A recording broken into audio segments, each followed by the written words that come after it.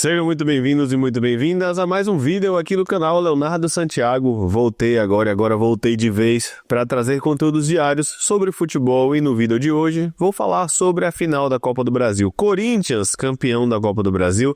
A gente tem muito o que falar sobre o campo e também muito o que falar sobre algumas questões de fora do campo. Antes de mais nada, se você puder, não esquece de apertar no gostei, manda pra galera, compartilhe, se inscreva aqui no canal. Eu tô aqui com a plaquinha do meu outro canal, Canto Rubro Negro. Cadê? Aqui. E a meta para 2026 é que a gente também consiga essa placa, ou 2027 de repente, aqui no canal Leonardo Santiago, beleza? Bom, o primeiro jogo em Itaquera não foi um bom jogo tecnicamente, porém, dentro das ideias de cada um, considerei o Vasco melhor na partida. O Vasco teve muito ataque ao espaço, muita transição, e se tivesse um pouco mais de cuidado e cautela nas tomadas de decisão, é o termo chique do futebol, o Vasco poderia ter saído de Itaquera vencendo. De um modo geral, o Vasco conseguiu se defender bem e chegou mais ao último terço do que o Corinthians. Inclusive o próprio Fernando Diniz falou sobre isso, inclusive falou na coletiva também do jogo no Maracanã. Como o primeiro jogo acabou 0-0 em Itaquera, a final estava completamente aberta e depois do segundo jogo, o próprio Yuri Alberto falou que o Corinthians não fez um bom jogo coletivamente em Itaquera, que ele também não foi bem tecnicamente. E a gente vai para um contexto diferente, Maracanã lotado, aquele caldeirão, mas o Vasco começa sofrendo um gol e poderia ter sofrido o segundo, de um problema que teve durante todo o campeonato. O Vasco sempre teve dificuldade de controlar a profundidade.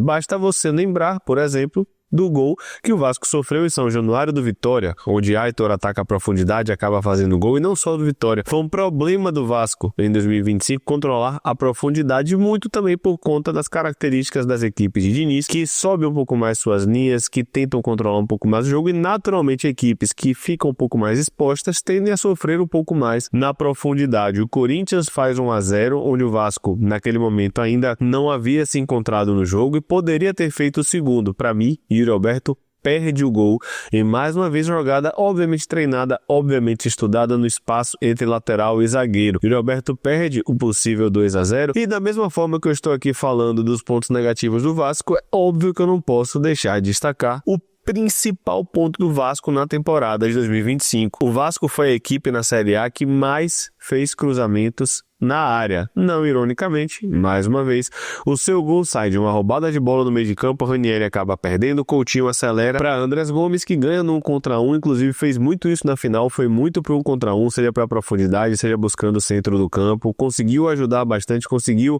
gerar escanteios, situações de jogo e etc, mesmo com a marcação muitas vezes dobrando, e com isso, bola do lado oposto, característica também das equipes de Diniz. O Vasco fez vários gols ao longo do ano assim. Vira o primeiro tempo 1-1 com o Vasco voltando para o jogo. No segundo tempo, o Vasco, no meu modo de ver, foi muito melhor do que o Corinthians em termos coletivos.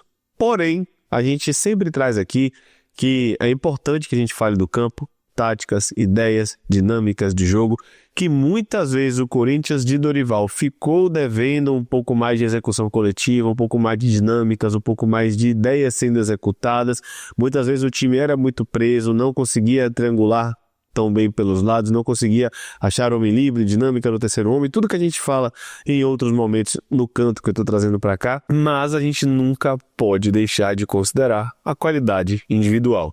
Em um futebol cada vez mais físico, em um futebol com cada vez menos espaço, em um futebol onde atletas precisam ser cada vez mais atletas, em um futebol com cada vez mais times, com muitos encaixes individuais, muitos duelos, muitas perseguições, muita imposição física, Breno Bidon dá o toque de qualidade, tira completamente o volante do Vasco da jogada, e aí entra o ponto positivo do Corinthians, especialmente de Yuri Alberto. Se a gente falou que o Vasco sempre teve dificuldade de controlar a profundidade, Yuri Alberto é um excelente atacante, top 3 para mim do Brasil, em atacar a profundidade. Ataca a profundidade e acha Memphis Depay completamente sozinho para fazer o 2-1. Fraqueza do Vasco, principal arma do Corinthians talvez é essa bola na profundidade, não apenas pela final. Yuri Alberto sempre teve como principal característica ataque ao espaço, facão, já fez várias vítimas no Campeonato Brasileiro dessa forma. E depois, no meu modo de ver, o Vasco é melhor, porém tenta mais uma vez empatar na sua principal arma, que é de cruzamentos na área. O Corinthians consegue sair em alguns poucos momentos, mas no final das contas o Vasco não consegue povoar bem a área, e quando consegue o Corinthians passa a se defender bem. Dorival Júnior, mais uma vez campeão da Copa do Brasil. Um Corinthians que coletivamente, claro, o torcedor do Corinthians não está absolutamente nem aí para o que eu vou falar agora, mas um Corinthians que coletivamente não teve grandes momentos na final, um Corinthians que coletivamente, na fase ofensiva especialmente, tá? Não teve grandes momentos na organização ofensiva, mas que se defendeu bem, que teve muita entrega, que ganhou muitos duelos, é o termo da moda, né, do futebol, e que quando a qualidade técnica precisou aparecer, acabou aparecendo, seja de Breno Bidon, seja de Yuri Alberto, seja de Memphis. Corinthians campeão da Copa do Brasil e, obviamente, com méritos. E aí, a gente tem que passar agora para a parte de fora do campo. Eu vi muita gente falando, tá vendo? Compensa no Brasil dar calote, compensa no Brasil não pagar ninguém. Veja, eu entendo que se as regras de fair play financeiro ou se as punições fossem mais rígidas, de fato, a gente talvez não tivesse um Corinthians tão forte. Mas o principal responsável não é o Corinthians. Todo mundo sabe dos problemas do Corinthians, eu penso um pouco diferente com relação a isso. Mas se o Corinthians ano passado, devendo muito mesmo, ainda conseguiu trazer Memphis e conseguiu aumentar o nível da equipe, mesmo sabendo que ainda até hoje deve Memphis, o Corinthians está nada mais nada menos do que, entre aspas, jogando com o regulamento debaixo do braço, já que o regulamento é falho, já que o regulamento não faz com que o Corinthians pense 3, 4, 5, 6 vezes. Regulamento que eu tô falando aqui, galera, entre aspas, tá? Esse regulamento, entre aspas, não faz com que o Corinthians simplesmente pense na ideia de não trazer um jogador milionário, e no final das contas foi a qualidade individual que pesou, meus amigos. Por isso que quando eu vi muita gente revoltada com o título do Corinthians, eu pensei, pô, a revolta é justa, de fato é um problema no futebol brasileiro. Mas, se os principais órgãos não fizeram nada para alterar essa realidade, o que o Corinthians faz acaba sendo um suco do futebol brasileiro e um suco do Brasil. E vejam, não me entenda errado, eu não estou tirando o mérito da conquista do Corinthians. O Corinthians foi campeão com méritos. O Corinthians não perdeu na final, empatou em casa e ganhou no Maracanã com 67 mil pessoas. Claro que tem mérito. Futebol, no final das contas, é decidido, na grande maioria das vezes, na qualidade individual.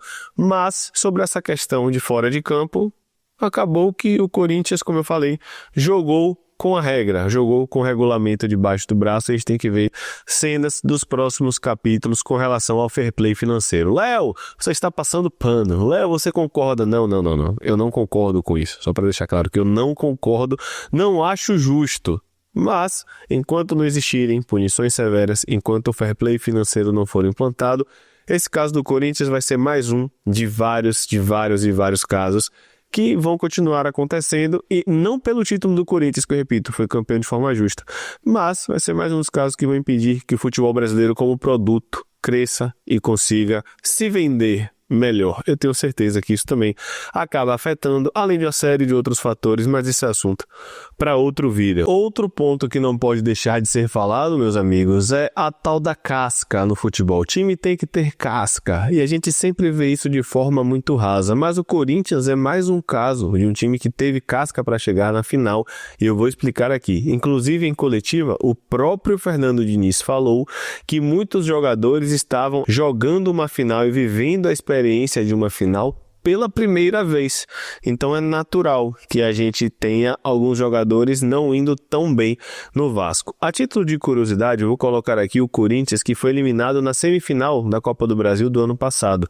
No ano passado, o Corinthians entrou em campo com Hugo Souza, Mateuzinho, André Ramalho, Gustavo Henrique, Matheus Bidu, Martínez, Charles e Rodrigo Garro, Thales Magno, Romero e Yuri Alberto. Entraram no decorrer do jogo André Carrillo, Félix Torres, Igor Coronado, Giovani e Pedro Henrique. E ainda estavam no banco Matheus Donelli, Ranieri, Héctor Hernandes, Fagner, Kaká, Breno Bidon e Alex Santana. Vejam quantos jogadores aqui estavam na eliminação para o Flamengo na semifinal de 2024. Vamos agora, meus amigos, para a escalação do Corinthians, que foi eliminado pelo Racing na semifinal da Sul-Americana. O Corinthians teve Hugo Souza, Ramalho, Félix Torres, Matheus Bidu e Mateuzinho. Mateuzinho, Martínez, Carrillo, Charles, Rodrigo Garro, Memphis Depay e Yuri Alberto. Breno Midon entrou, Thales Magno entrou, Igor Coronado entrou, Alex Santana entrou e Ángel Romero também entrou. Gustavo Henrique estava no banco, Raniel estava no banco, Pedro Henrique, Pedro Raul, Fagner, Matheus Donelli e Hugo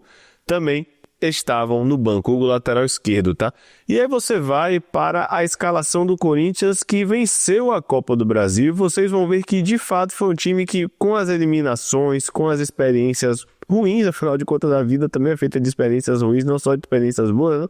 Foi um time que conseguiu chegar justamente na final, um time que tem boa parte do elenco que havia experienciado todas essas situações. O Corinthians entrou em campo com Hugo Souza, Mateuzinho, André Ramalho, Gustavo Henrique, Matheus Bidu, Andileri entrou no jogo, Raniel, Carrillo entrou no jogo, Martínez e Maicon, André Luiz entrou no jogo, Rodrigo Garro entrou no jogo também, Breno Midon, Memphis Depay e Yuri Alberto João Pedro entrou no jogo. Então vejam, é sempre muito raso, é sempre muito no imaginário popular. Ah, tal time tem casca, faltou casca para tal time. Acho que agora, com essas escalações do Corinthians na eliminação da semifinal da Copa do Brasil e na eliminação da semifinal da Sul-Americana e na final da Copa do Brasil, a gente consegue entender de fato o que é ter casca, o que é que os jogadores e os treinadores e dirigentes querem dizer quando os jogadores precisam vivenciar a situação para que aos poucos o time vá chegando. Quantas vezes você já ouviu um dirigente falar, é importante ganhar, mas a gente também precisa estar chegando sempre. Semifinal aqui, final ali, quarta de final aqui, semifinal aqui, final ali, porque a tendência de ganhar é maior. O Corinthians acabou sendo muito rápido, né? Também pela qualidade individual das peças que tem. Mas é um exemplo claro do que a gente fala sobre ter casca. Quero saber o que é que você achou disso tudo, tá? Deixe seu like, compartilhe o canal, se inscreva, tamo junto, um abraço. Pra quem não me conhece, nem falei meu nome. Eu sou o Leonardo Santiago e aqui você vai ter vídeo todo dia falando sobre futebol. Valeu, galera. Comente bastante, tá? Um abraço. Fui!